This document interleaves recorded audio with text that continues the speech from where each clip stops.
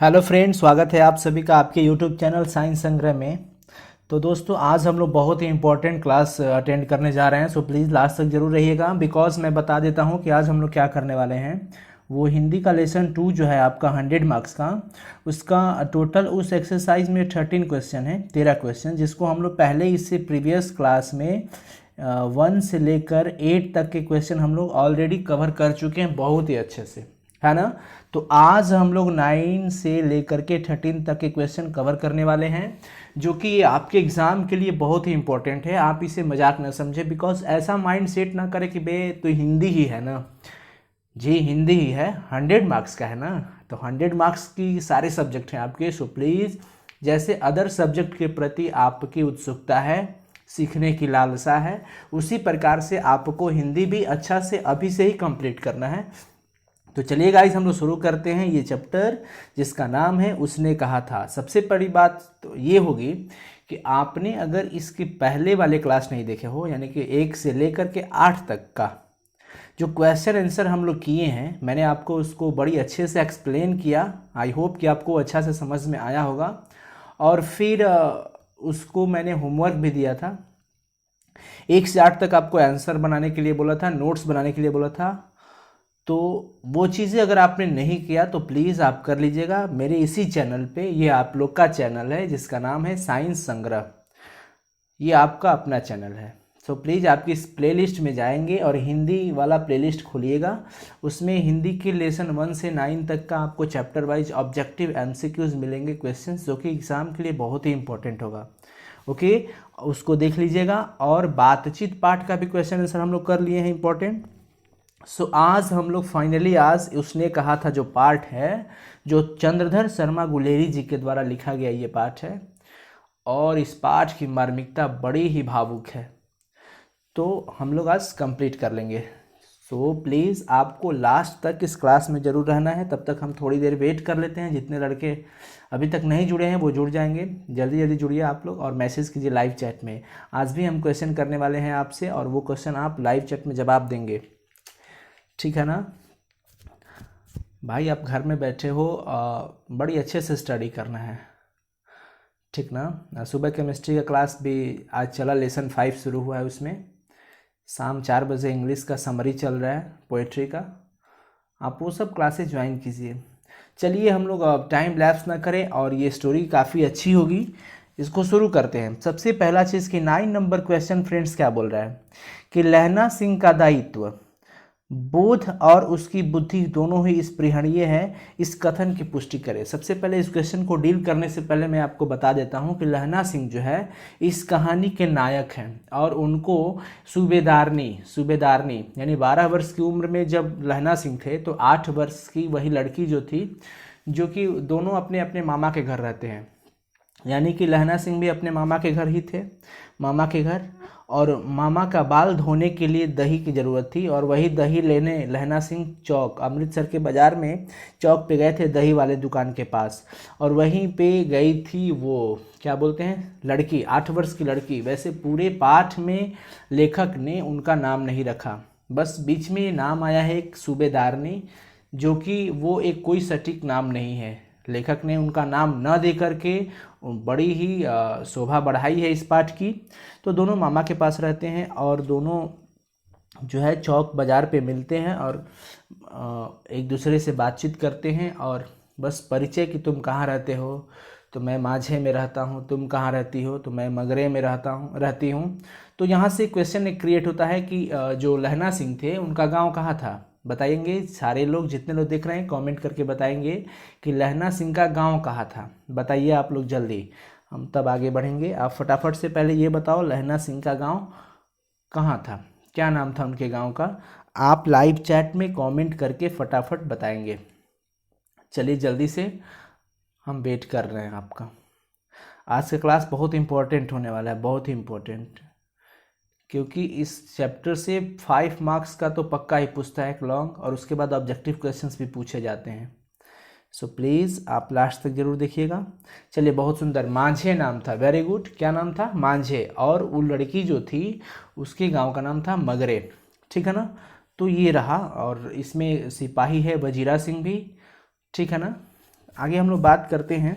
Question number जो 9 है, बोल रहा है कि लहना सिंह का दायित्व, दायित्व का मतलब होता है जिम्मेवारी। क्या होता है? जिम्मेवारी। दायित्व बोध जो उनको दिया गया था और उसकी बुद्धि दोनों ही काफ़ी स्पृहणीय है। स्पृहणीय का मतलब ये होगा बड़प्पन योग्य है उनकी, है ना, अच्छी पॉजिटिव अर्थ निकलता है इसका। तो इस कथन की पुष्टि करें। देखिए मैंने इसे अपने शब्दों में ही सजाया और आपको भी ये शब्द बहुत अच्छा लगेगा।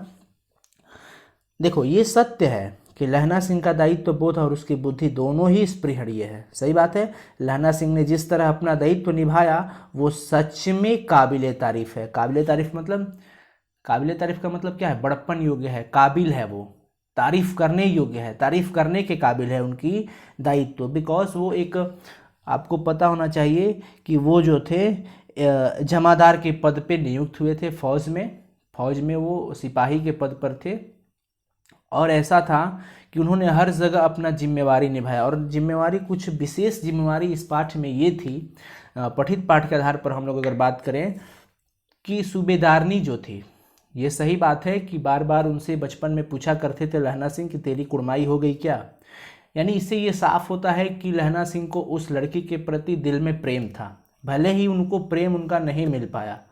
यानी कि लास्टली जा कर के बोल देती है वो लड़की कि हाँ कल ही तो मेरी सगाई हुई, और ये देख नहीं रहे हो कि लाल रेशम से कढ़ा हुआ सालू जो चादर ओढ़ी है वो बता रही है वो कि मेरी सगाई हो गई फाइनली। उस समय लहना सिंह के दिल में बड़ी दुख हुआ और क्रोध भी आया। वो जैसे तैसे एक दूसरे को धक्का देकर नाली में गिरा करके फाइनली पहुंचते हैं घर।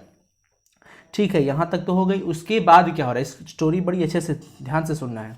इसके बाद क्या हुआ कि जैसे ही लड़ाई छिड़ जाती है तो लड़ाई में वो बताती है सूबेदार ने यानी सूबेदार की पत्नी, सूबेदार थे हजारा सिंह, और उनकी पत्नी सूबेदारनी ने इनसे भीख मांगी थी अपने आंचल पसार कर। किससे? क्या बोलते हैं जी, लहना सिंह से, कि देखो लहना, तुमको याद है वो चीज़?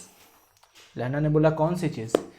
जब हम बचपन में, तुम 12 वर्ष के थे और मैं 8 वर्ष की थी, वो दही वाले दुकान के पास तांगे वाले के जब घोड़ा बिगड़ गया था उस समय वो क्या हुआ था, आपको पता है कि नहीं? उस समय क्या हुआ था जब घोड़ा बिगड़ गया था? तो उस समय सूबेदारनी जो थी, सूबेदारनी जो थी वो घोड़े की पैरों के बीच गिर पड़ी थी। उस समय लहना सिंह ने कूद कर उसकी जान बचाई थी। उसी तरह से आज भी सूबेदारनी लहना सिंह से कहती है कि जैसे तुमने उस समय मेरी जान बचाई, उसी तरह मैं तुमसे अपनी सुहाग भी की भीख मांग रही हूँ। मतलब अपने पति और अपने बेटे की। तो पति को बचाना सुहाग हो गया, और बेटे की बचाने की भी बात कही कि तुम इसे जरूर बचा लेना प्लीज़, रिक्वेस्ट कर रही है। और उनसे क्या कर रही है? भीख मांग रही है अपने आंचल पसार कर। तो ये चीज़ लहना सिंह ने पाठ में साफ ये बता दिया गया है कि जैसे ही लड़ाई खत्म होती है तो लहना सिंह को गोली लग जाती है, और गोली पैर पूरी तरह से उसका जख्म हो जाता है, यानी कि घाव बड़ी ही गहरा हो जाता है। उस समय क्या थे? सूबेदार हजारा सिंह को वो बोला, लहना सिंह ने बताया कि देखो तुम अपने बेटे बोधा सिंह को लेकर के तुम घर चले जाओ। लेकिन हजारा सिंह जो थे, सूबेदार जो थे, वो लहना सिंह को इस घायल स्थिति में छोड़कर नहीं जाना चाहते थे। वो सोचते थे कि नहीं, मैं इसे छोड़कर नहीं जा सकता। तब लास्टली क्या हुआ कि लहना सिंह ने उनको अपने बेटे बोधा सिंह और उनकी पत्नी सूबेदारनी की कसम दी, सौगंध दी कि तुम चले जाओ। तब वो जा करके गया। यानी इस पाठ के आधार पर हम ये कह सकते हैं कि ये सही बात है कि जिस तरह अपना दायित्व निभाया है लहना सिंह ने, वो सच में काबिले तारीफ है। क्योंकि सूबेदारनी ने अपना आंचल पसार कर अपने पति और बेटे की जान बचाने की भीख मांगी थी लहना से, और बहादुर तथा वीर लहना ने अपनी जान का परवाह न करते हुए उन दोनों की जान बचाई थी। तो बताइए, हम कहेंगे ना जी कि वो बड़ी ही जिम्मेवारी निभाने वाला आदमी था। कौन? लहना सिंह। इतना ही नहीं भाई, लहना ने जमादार पद का दायित्व भी बड़ी बखूबी से निभाया था। ये अपना शब्द है, बिल्कुल ये आपके लिए मैंने बनाया खुद से कि ये आप इसे अपने शब्दों में देखोगे तो बिल्कुल याद आ जाएगा, और बिना इसे देखे आप कहीं पे भी लिख सकते हो, है ना। तो ये रहा उनके दायित्व की, जिम्मेवारी की बात हुई कि जिम्मेवारी भाई लहना सिंह ने बड़ी बखूबी से निभाया था, एकदम बिल्कुल काबिले तारीफ थी। क्योंकि उनको उनका प्रेम नहीं मिल पाया, तो ऐसा नहीं था कि चलो प्रेम नहीं मिला तो अब इसको दिल में नहीं रखना, इसको मन में नहीं रखना, इसके बातों का कदर नहीं करना। देखो असली प्रेम तो यह था जिसमें कोई स्वार्थ नहीं था, जिसमें कोई छल कपट नहीं था, निश्चल प्रेम था, जिसने लहना सिंह ने उस सूबेदारनी के वचन को अपना वचन समझा और समझकर अपनी जान तक त्याग कर दी, उनके पति सूबेदार यानी हजारा सिंह को और बेटा बोधा सिंह को बचाने के लिए। अब रही बात बुद्धि की, लहना सिंह की बुद्धिमानी भी तारीफ करने योग्य है। बड़ी बुद्धिमान थे वो, क्योंकि नकली रूप में आए लपटन साहब ने सोचा, देखो ऐसा था कि ये लोग जब थे अपने ग्रुप में, लहना सिंह के ग्रुप में थे, तो इनके पहले पुराने समय में जब ये लोग छोटे थे, अपने गाँव में रहते थे, तो वहाँ पे एक लपटन साहब हुआ करते थे जो इन्हीं लोग के दल में ही रहते थे। तो लपटन साहब एक, जब ये लोग लड़ाई के लिए आए थे तो वहाँ पे एक दूसरा आदमी जो कि नकली वर्दी पहनकर लपटन का भेष लिया था और सोचा था कि मैं जब आ गया हूँ लपटन बनकर तो इसको अपनी जाल में फंसाकर इन लोगों की सेना को बम से उड़ा दूंगा। तब देखो कितनी बुद्धिमानी किया है वहाँ पे लहना सिंह ने कि फौज में शामिल होकर लहना की फौज को ही बम से उड़ाना चाहता था वो, लेकिन लहना की चालाकी और बुद्धिमानी ने लपटन साहब को दबोच लिया। जैसे ही वो क्या करा था, दिया सलाई बोला कि सिगरेट पियोगे लहना से, तो लहना सोचा कि वो तो सिगरेट नहीं पीता था, ये सिगरेट पी रहा है, पहली पॉइंट। दूसरा चीज़ कि लपटन साहब के तो बाल बहुत बड़े बड़े थे और इसके तो बाल है ही नहीं, बाल कहाँ चले गए, दूसरी पॉइंट। तो जैसे ही वो बोला कि सिगरेट पियोगे क्या, तो लहना सिंह ने बोला कि हाँ पी लो, तो रुको दिया सलाई लेकर के आते हैं। वो जाते हैं ना तो देखते हैं कि वो गया है और तीन जो बम के बड़े बड़े गोले हैं उसको एक साथ तार से जोड़ करके वो उड़ाने की साजिश में था। तब तक उसी समय कहाँ से बचेंगे जब इतने बुद्धिमान लहना सिंह आपको अपने दबोच में ले लेंगे। तो इस प्रकार लहना भी बड़ी बुद्धिमानी से इस जंग को जीता था। तो फाइनली आप बताइए आपको ये कैसा लगा उत्तर। बहुत अच्छा लगा होगा और देखने में बड़ा नहीं है, बस ये समझने वाली बात है, इसको अपने शब्दों में लिखा गया है, ठीक है ना। तो इसको आप नोट्स में ज़रूर क्लियर कर लेंगे और ये आराम से बिल्कुल देखिए मैंने साफ साफ इसको लिख दिया है, ठीक है ना। अब 10 नंबर जो क्वेश्चन है बड़ी ही इंपॉर्टेंट है, 10 नंबर जो क्वेश्चन है बड़ी इंपॉर्टेंट है और बहुत ही अच्छा है, ध्यान रखेंगे।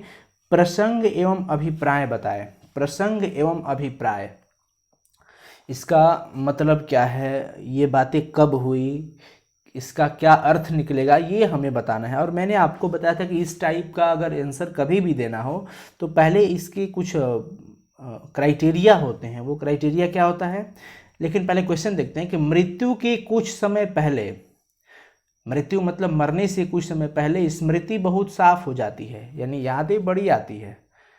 जन्म से लेकर अब तक की जितनी बातें हुई रहती है, लगभग घटनाएं जो होती है वो बड़ी याद आती है। जन्म भर की घटनाएं एक एक करके सामने आती है, सारे दृश्यों के रंग साफ होते हैं, समय की धुंध बिल्कुल उन पर से हट जाती है। इसका हमें अर्थ बताना है, अभिप्राय बताना है कि ये बातें इस पाठ में क्या कहना चाहती है, ये कब आया ये वर्ड, है ना। तो चलिए, प्रस्तुत पंक्ति चंद्रधर शर्मा गुलेरी द्वारा रचित पाठ उसने कहा था से लिया गया है। आज मैं बताने वाला हूं कि इस चैप्टर का नाम उसने कहा था क्यों पड़ा। लेखक ने बड़ी जबरदस्त शीर्षक चुना है ना। तो इस पंक्ति का आशय बड़ा ही भावुक है, सही बात है।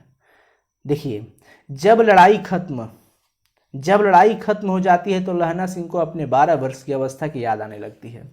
लड़ाई खत्म हो जाती है तो बोधा सिंह को लेकर सूबेदार को जाने के लिए कहा था लहना सिंह ने, जो कि सूबेदार इन्हें छोड़कर जाना नहीं चाहता था क्योंकि ये घायल थे। घायल तो वास्तविकता है कि पूरी तरह से थे, इनको जख्म हो गया था बड़ी अच्छा खासा, लेकिन ये छुपा रहे थे, कह नहीं रहे थे उनसे। तब जाकर के वो लहना सिंह जो थे वो बोधा की सौगंध दिलाई सूबेदार को, और उनकी पत्नी सूबेदारनी का भी कसम दिया कि तुमको तुम्हारे बेटे बोधा सिंह और पत्नी सूबेदारिनी की सौगंध, तुमको यहाँ से जाना होगा।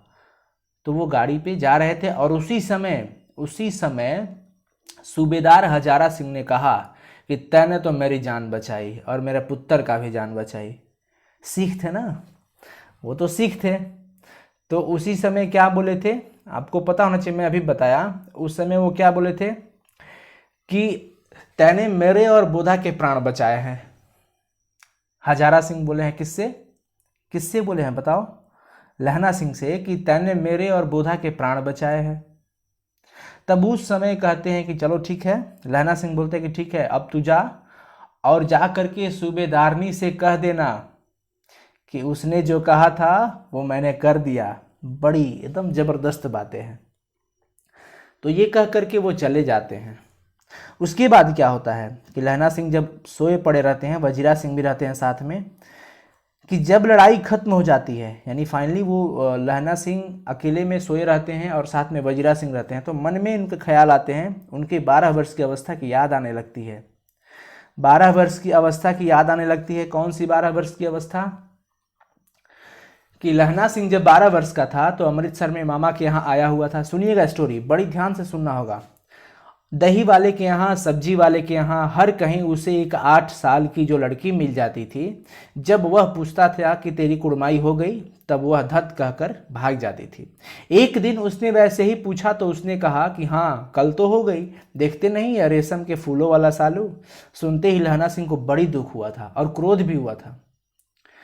तब जाकर के ये बातें मन में आती है। मन में सोचने के बाद फिर लहना सिंह बोलते हैं वजीरा सिंह से कि वजीरा सिंह पानी पिला दे। 25 वर्ष बीत गए। अब तो लहना सिंह भाई नंबर 77 राइफल्स में जमादार हो गया है। उस 8 वर्ष की कन्या का ध्यान ही न रहा। न मालूम वह कभी मिली थी या नहीं मिली थी। 7 दिन की छुट्टी लेकर जमीन के मुकदमे की पैरवी करने वह अपने घर गया था। सुनिए स्टोरी। घर गया था, उस समय रेजिमेंट के अफसर की चिट्ठी मिली कि फौज लड़ाई पर जा रही है, फौरन चले आओ। तब तक सूबेदार हजारा सिंह की भी चिट्ठी आती है कि बोधा सिंह और मैं लड़ाई पे हम भी जा रहे हैं, लौटते हुए तुम मेरे घर से होकर के जाना। क्योंकि सूबेदार का जो गांव था वो रास्ते में पड़ता था और सूबेदार उसे बहुत चाहता था। तो उस समय क्या हुआ था, मैं ये आपको स्टोरी इसलिए बताया ताकि आपको ये पूरी बढ़िया से मन में इमेजिन हो, कल्पना हो, लगे कि स्टोरी चल रही है। देखो ऐसा कुछ हुआ था कि 12 वर्ष की अवस्था की याद आने लगती है, ठीक है ना, 12 वर्ष की अवस्था की याद आने लगती है। और अमृतसर शहर की चौक पर दही वाले दुकान पर मिली वो 8 साल की लड़की, जिससे पूछते थे कि तेरी कुड़माई हो गई, धत कहकर कह देने वाली जवाबें उनको बहुत याद आ रही थी। लहना सिंह जब जमादार पद पर नियुक्त हुआ था तब उस लड़की की याद उन्हें ज़्यादा नहीं आ रही थी। मैंने अभी आपको स्टोरी में बताया कि वो जब 25 साल की उम्र में लहना सिंह 77 नंबर राइफल्स में जमादार हो गया था, सिपाही हो गया था, तो उस समय उस 8 वर्ष की लड़की का, कन्या का कोई ध्यान न रहा। नहीं मालूम कि वो कभी मिली थी या नहीं, है ना। लेकिन जब मृत्यु नज़दीक आने लगती है ना तो सारी बातें याद बन करके आने लगती है। अब ऐसा लग रहा था कि अब लहना सिंह की मौत सामने आ रही है, इसलिए मृत्यु आने से पहले ही वो सारी बातें बोलने लगा था। क्योंकि प्रसंग है कि मृत्यु के कुछ समय पहले स्मृति बहुत साफ हो जाती है। जब तक वो जमादार पद पे था, जमादार पद पे तो अभी भी है लेकिन एक्टिव था उस समय, तो उनको ये चीज़ याद नहीं आ रहा था, लेकिन अब सारी बातें याद आने लगी। ऐसा ये बात लेखक यही कहना चाहते हैं कि मृत्यु से पहले स्मृति बहुत साफ हो जाती है। जन्म भर की घटनाएं जो है एक एक करके सामने आती है। जितने भी घटना होते हैं एक एक करके याद आते हैं और बिल्कुल साफ तरीके से उसके रंग होते हैं। लेकिन समय की धुंध है, बिल्कुल उन पर से हट जाती है। समय था कि जब हम 77 नंबर राइफल्स में जमादार थे, मतलब कि उस उम्र में 25 वर्ष की उम्र में, तो उस कन्या का याद नहीं था। ये समय की धुंध है। तो ये चीज़ है। क्लियर हुआ कि नहीं आपका? इसको आप बढ़िया से एक बार उसको और पढ़ लीजिएगा कि प्रस्तुत पंक्ति चंद्रधर शर्मा गुलेरी द्वारा रचित पाठ उसने कहा से लिया गया है। इस पंक्ति का आशय बड़ा ही भावुक है। जब लड़ाई खत्म हो जाती है तो लहना सिंह को अपने 12 वर्ष की अवस्था की याद आने लगती है। अमृतसर शहर की चौक पर दही वाले दुकान पर मिली वो 8 साल की लड़की, तेरी कुड़माई हो गई, धत कहकर देने वाली जवाबें उनको बहुत याद आ रही थी। लहना सिंह जब जमादार पद पर नियुक्त हुआ था तब उस लड़की की याद उन्हें ज़्यादा नहीं आ रही थी, लेकिन जब मृत्यु नज़दीक आने लगती है तो सारी बातें याद बन करके आने लगती है, अर्थात सारे दृश्यों के रंग साफ होते हैं और समय की धुंध बिल्कुल उन पर से हट जाती है। तो इसका यही मतलब था। चलिए फाइनली हम लोग अब 11 नंबर क्वेश्चन की तरफ चलते हैं फ्रेंड्स। मर्म स्पष्ट करे, यानी कि हम व्याख्या करेंगे इनकी ममता को कि इसमें क्या ममता छुपी हुई है। क्वेश्चन नंबर जो 11 है उसका क भाग देखिए कि अब के हाड़ में यह आम खूब फलेगा। चाचा भतीजा दोनों के यही बैठ कर आम खाना। जितना बड़ा भतीजा है उतना ही यह आम है। जिस महीने उसका जन्म हुआ था उसी महीने में मैंने इसे लगाया। मैंने आपको इसकी पूरी स्टोरी बता रहा हूँ, ये मैंने आपको पूरी स्टोरी बता रहा हूँ, जो कि बहुत अच्छा लगेगा आपको। अगर ये आप सुन लेंगे ना तो आप कहोगे कि हाँ सर पूरे अच्छे से मुझे समझ में आ गया। मैंने आपको बताया कि जैसे ही इन्होंने अपने गांव गया था, लड़ाई खत्म होने के बाद, सुनिएगा बिल्कुल एकदम रिलैक्स होकर के सुनो। जैसे ही लहना सिंह अपने गांव गए थे, लड़ाई खत्म होने के बाद गांव गए थे, एक ज़मीन का मामला था, मुकदमा था, 7 दिनों के लिए गांव गए थे। तब तक रेजिमेंट से चिट्ठी आती है कि यहाँ लड़ाई, फौज में लाम, लाम का मतलब लड़ाई होता है, याद रखेंगे कि फौज लड़ाई पे जा रही है, तुम फौरन चले आओ। उसी समय सूबेदार हजारा सिंह की भी चिट्ठी आती है कि हम और बोधा भी जा रहे हैं लड़ाई में, तुम भी आना, तो हम लोग इधर हो करके घर से ही साथ में निकल चलेंगे। तब तक उस कंडीशन में क्या होता है कि वो जाते हैं, ठीक ना, वो जाते हैं। तब क्या होता है सुनिए, मैं आपको बता रहा हूं। जब चलने लगे तब सूबेदार बेड़े से निकल करके आया और बोलता है कि लहना, सूबेदारनी तुमको जानती है, जाओ बुला रही है, जाओ मिल लो। लहना सिंह भीतर जाता है, ध्यान से समझ में आ रहा है ना। लहना सिंह भीतर जाता है और सूबेदारनी, तब कहते हैं कि सूबेदारनी मुझे जानती है, तो बोले हाँ जानती है। तो फिर बोलती है मुझे पहचाना, तो बोलते हैं नहीं। तब याद दिलाती है कि पूछने वाले तेरी कुड़माई हो गई, धत कल हो गई, देखते नहीं रेशमी बूटों वाला सालू अमृतसर में, अब याद आई क्या तुमको। तब जाकर के लहना सिंह को वो चीज़ें याद आती है और ऐसा लगता है कि हड्डी का घाव जो है वो बह कर निकल गया। फिर लहना सिंह कहता है कि वजीरा पानी पिला। ये बात उसने कहा था, ये बात उसने कहा था, हाँ याद आ गई, उसने कहा था। देखो यहीं से उसने कहा था शीर्षक निकला है। उसने कहा था, कौन कहा था, यानी वो लड़की कही थी। सूबेदारनी कह रही है कि मैंने तो तेरे को आते ही पहचान लिया। एक काम कहती हूं, मेरे तो भाग फूट गए हैं। सरकार ने बहादुरी का खिताब तो दिया है और लायलपुर में जमीन भी दी है। ये क्वेश्चन आपको ऑब्जेक्टिव एमसीक्यूज में मैंने कराया था कि जमीन कहाँ पे मिली है उनको, तो लायलपुर में। सरकार ने हम महिलाओं का भी एक पलटन क्यों न बना दिया, हम लोग भी उस पलटन में जाते, जो मैं सूबेदार के साथ चली जाती। एक बेटा है फौज में भर्ती हुए, ऐसे 1 ही बरस तो हुआ है, उसके पीछे 4 और हुए, पर एक भी जिंदा नहीं बचा। सूबेदारनी रोने लगी। अब दोनों जाते हैं, पता नहीं मेरे भाग में क्या होगा। तुम्हें याद है ना, एक दिन तांगे वाले का घोड़ा दही वाले की दुकान के पास बिगड़ गया था। तुमने उस दिन मेरे प्राण बचाए थे। आप घोड़े की लातों में चल गए थे और मुझे उठाकर दुकान के तख्ते पर खड़ा कर दिया था। ऐसे ही इन दोनों को बचा लेना, यह मैं तुमसे भिक्षा मांगती हूँ, तुम्हारे आगे आंचल पसारती हूँ। ये बात सूबेदारनी बोलती है, किससे, लहना सिंह से। और इतना कह करके रोती रोती सूबेदारनी ओवरी में चली जाती है, यानी अंदर के घर में चली जाती है, और लहना भी आंसू पोंछता हुआ बाहर आता है। समझिएगा, मैं आपको स्टोरी समझा रहा हूं, उसके बाद हम लोग आंसर भी करेंगे।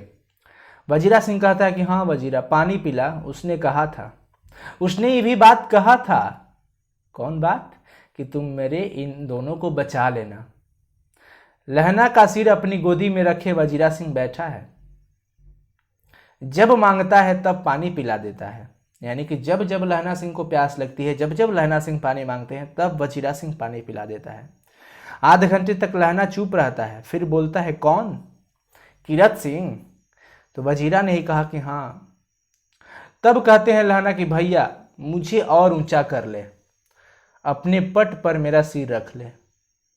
तब वजीरा ने फिर उसे ऊंचा करके अपने पैर पर, पैर मुड़ा हुआ था, और उनको ऊंचा करके बिठा लिया।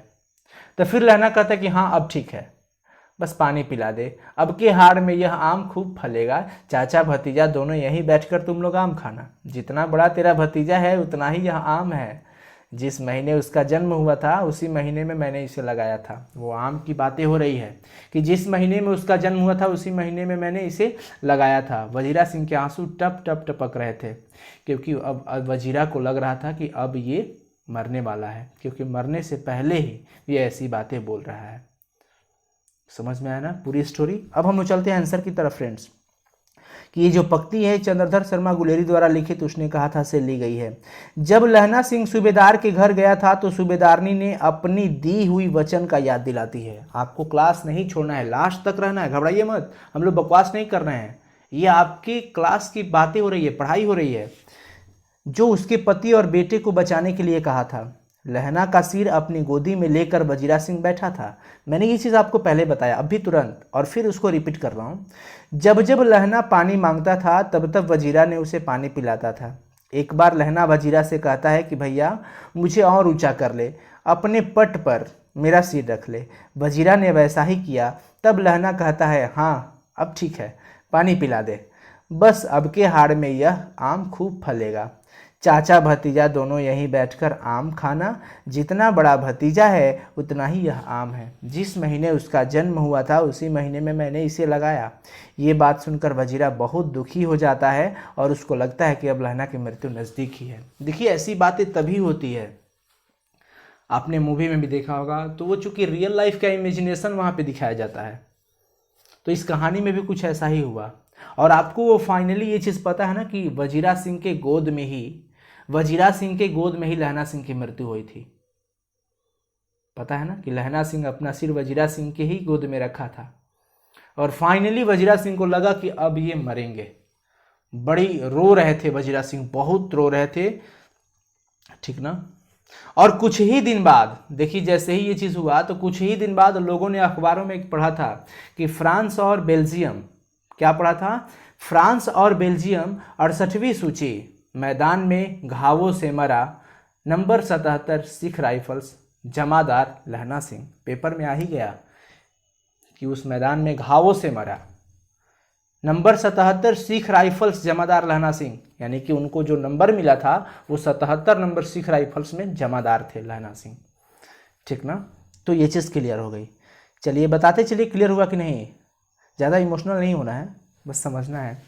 अब देखो एक और ये पॉइंट आ गया ख नंबर, कि और अब घर जाओ तो कह देना कि मुझे जो उसने कहा था वो मैंने कर दिया। मैंने ये स्टोरी अभी आपको बताया कि जैसे ही युद्ध खत्म हुआ, लड़ाई खत्म हुई, लड़ाई खत्म होने के बाद क्या कि जब सूबेदार हजारा सिंह जा रहे थे, यानी ज़बरदस्ती भेजा गया उनको, वो जा नहीं रहे थे, लेकिन लहना सिंह ने उनको कसम देकर के बोला कि तुम बोधा सिंह को लेकर के यहाँ से जाओ, और जाओ घर जाना तो कह देना उससे कि उसने जो मुझे कहा था वो मैंने कर दिया। यानी किससे, सूबेदारनी से। यानी फाइनली कहना चाहते हैं लहना सिंह कि सूबेदारनी ने जो मुझे वचन दिया था कि कि तुम मेरे पति हजारा सिंह को, सूबेदार को, और मेरे बेटे बोधा सिंह को बचा लेना, मैं तुमसे भीख मांगती हूँ।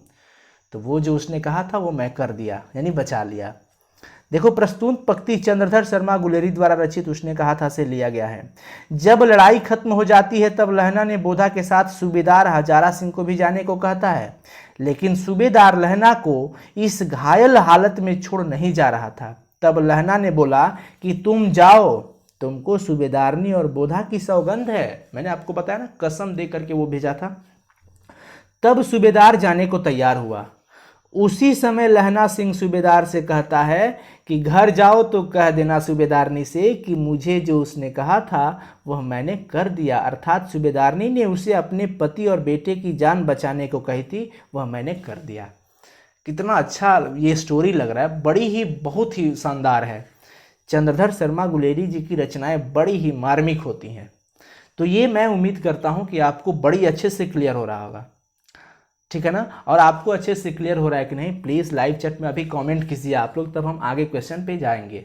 चलिए फटाफट से बताएं, अच्छा लग रहा है या फिर ख़राब लग रहा है जो मैं समझा रहा हूँ, कि आपको समझ में आ रहा है कि नहीं, कैसा लग रहा है बताइए फटाफट से, जल्दी से करो भाई, कमेंट कीजिए आप लोग। और क्लास बीच बीच में आप लोग छोड़ रहे हैं, ये सोच रहे हैं कि बाद में हम देख लेंगे, तो नहीं, अभी आप देखिए, और जो भी प्रॉब्लम हो रहा है आप लाइव चैट में कमेंट कीजिए, मैं अभी तुरंत आपका इसका रिप्लाई करूँगा, है ना।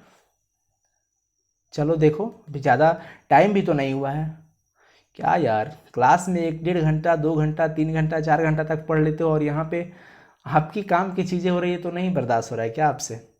चलिए जल्दी बताइए कैसा लग रहा है? बहुत बढ़िया, चलो थैंक यू सो मच। अब हम आगे की ओर चलते हैं। Question number 12। क्वेश्चन नंबर 12 बड़ी ही शानदार क्वेश्चन है, बहुत ही जबरदस्त है। इस पे तो दम बिल्कुल नज़र हटाना नहीं है, इस क्वेश्चन से जरूर रखिएगा नज़र। कहानी का शीर्षक उसने कहा था क्या सबसे सटीक शीर्षक है? अगर हाँ तो क्यों?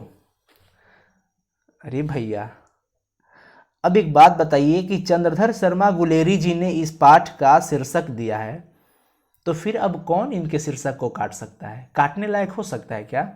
कभी नहीं। हाँ, इस कहानी का शीर्षक उसने कहा था से अच्छा कोई और शीर्षक हो नहीं सकता। मैंने इसे अपने शब्दों में लिखा जो आपको पूरी तरह से समझ में आएगा। अच्छा आप ही बताओ कि क्या इस पाठ का जो शीर्षक है उसने कहा था इससे अब अच्छा स्टोरी, इससे अब अच्छा शीर्षक आपके नज़र में कुछ है क्या? क्या दोगे?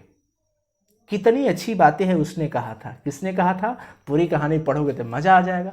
मैंने आपको बता दिया कि उसने कहा था ये शब्द जो है वो कहाँ से आया था, क्योंकि जब जब वो याद दिलाती थी सूबेदारनी लहना सिंह से वो पुरानी बातों को कहकर, बचपन की बातों को, तब तब उस समय लहना सिंह वजीरा सिंह से कहते हैं कि वजीरा सिंह पानी पिला दे। उसने कहा था ये बात। क्लियर हुआ ना? विद्वान लेखक चंद्रधर शर्मा गुलेरी ने इस कहानी का बहुत ही सटीक शीर्षक दिया है।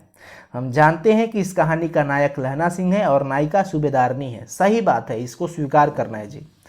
लहना 12 वर्ष की उम्र में उस 8 साल की लड़की से बार बार पूछता था कि तेरी कुड़माई हो गई? लड़की का जवाब धत।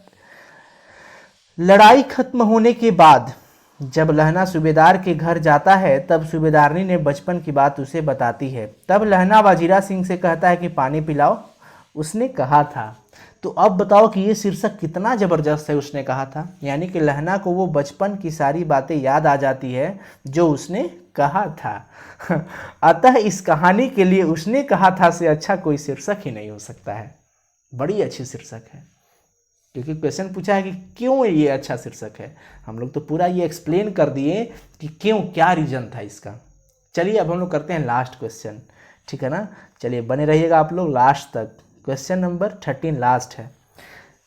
उसने कहा था कहानी का केंद्रीय भाव क्या है, वर्णन करें। देखिए इस क्वेश्चन का आंसर आपको और ज़्यादा देना है। मैंने इसमें कुछ चीज़ें आपके लिए छोड़ा है बिकॉज आपको भी कुछ वर्क देना चाहिए मुझे ऐसा लगा, और वो क्या है वो मैं आपको यहीं पे बता दूंगा, बस लिखना होगा।